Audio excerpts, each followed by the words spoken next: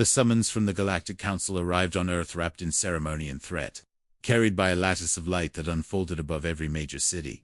It spoke in 1,000 languages at once, translated flawlessly into human tongues, and it declared with absolute certainty that Earth was to surrender its sovereignty, disarm its fleets, and submit to off-world governance for the good of galactic stability. The Council cited humanity's rapid expansion, its unpredictable innovations, and its troubling habit of surviving wars it statistically should not have. Across the planet, people stopped, listened, and waited for the fear that such messages were supposed to inspire. Instead, there was a pause, a strange quiet, and then laughter. Not mocking laughter at first, but the kind that bubbles up when something absurd finally clicks into place. In cafes, soldiers, barracks, orbital stations, and deep-sea habitats, humans laughed until tears came. The message repeated itself, sterner the second time, emphasizing the Council's military might and ancient authority. The laughter only grew louder. On Luna, a technician wiped his eyes and asked if anyone else remembered the last empire that demanded Earth kneel. In Nairobi, an old woman shook her head and said the stars clearly did not read human history. In the halls of the United Earth Assembly, representatives exchanged looks that mixed relief with grim amusement. They had expected invasion fleets or sanctions, not an order. Orders were something humanity had learned to question long ago. The Galactic Council watched Earth's response through a million sensors and struggled to interpret it. Their analysts noted no panic, no mass evacuation, no frantic weapons testing. Instead, global networks lit up with jokes, historical comparisons, and animated debates. The Council's younger species were confused, while the older ones felt a creeping unease.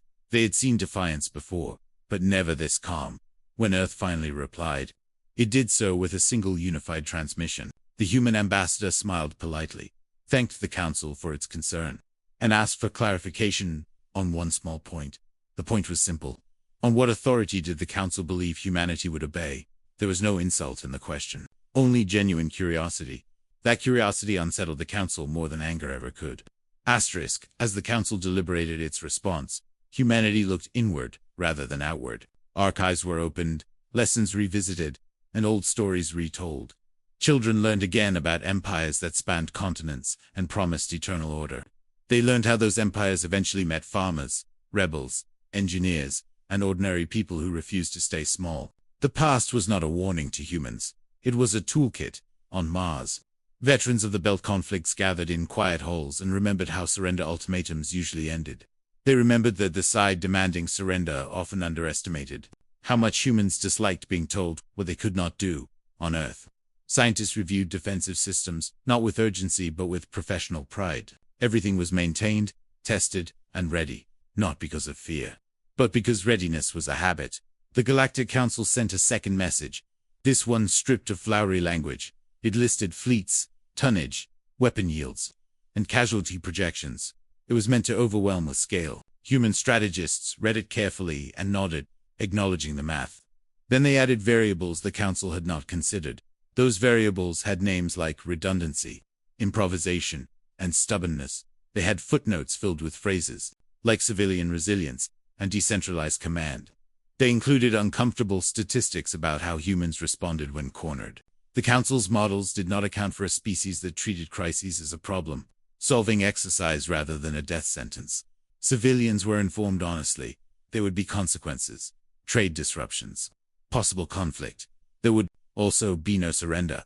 The announcement ended with a simple reassurance that humanity had faced worse odds before. That line alone steadied billions of hearts across human space. Ships quietly altered courses and schedules, not in panic, but in preparation. Supply lines were diversified, communication relays hardened, and local commanders empowered to act independently. The Council saw the movement and mistook it for fear. They did not understand that fear looked very different in humans. Asterisk, the Galactic Council decided that Earth's laughter was a bluff. They believed that beneath the humor was terror. History had taught them that no species laughed at extinction unless it was in denial. So they voted, ancient voices echoing in agreement. To enforce compliance, the enforcement fleet was massive, a symbol as much as a weapon. It entered human space with banners of authority and automated demands for surrender. They expected scrambling defenses and desperate negotiations. What they found instead was silence, a calm, measured silence that stretched unbroken across the void. Then the humans spoke again. The message was brief and almost friendly. It thanked the fleet for approaching at a safe distance and requested that it not advance further for navigational safety reasons. Some council admirals laughed this time, interpreting it as weakness. They ordered the fleet forward. What followed was not an ambush, it was a demonstration. Human ships did not swarm or charge, they simply activated systems the council had classified as theoretical. Space-bent, signals vanished, and the fleet found itself blind and isolated. No shots were fired at first. Instead, human vessels appeared on every vector, calmly holding position. A human commander opened a channel and explained the situation in clear terms. The fleet was surrounded, their weapons locked down, and their retreat paths controlled. This was, the commander said, the part where humans usually tried diplomacy. Again, the council fleet panicked. Orders contradicted each other. Systems failed under unfamiliar constraints. The admirals demanded explanations, but the humans only repeated their offer to talk. The power dynamic had shifted without a single explosion. That frightened the council more than open war, in the aftermath. Scholars across the galaxy tried to understand the initial laughter. Human historians were invited to explain.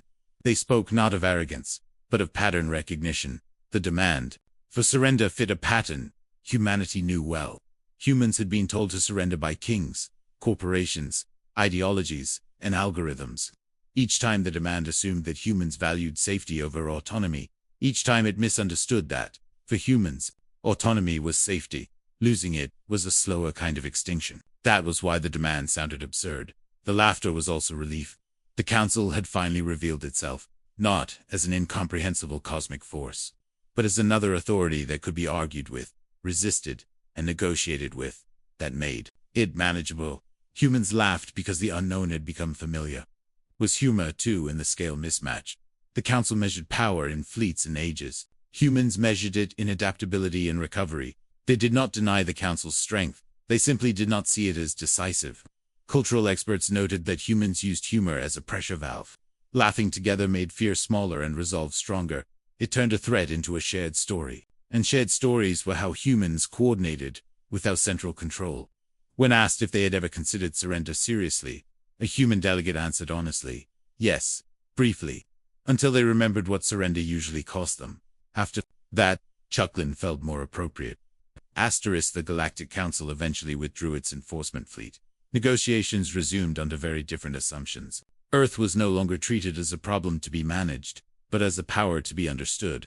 The Council acknowledged that its models were incomplete.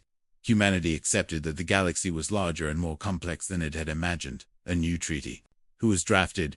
It recognized Earth as a sovereign civilization, with the right to self-defense and self-determination. In return, humanity agreed to transparency, cooperation, and limits on certain technologies. Not because it was ordered to, but because it chose to.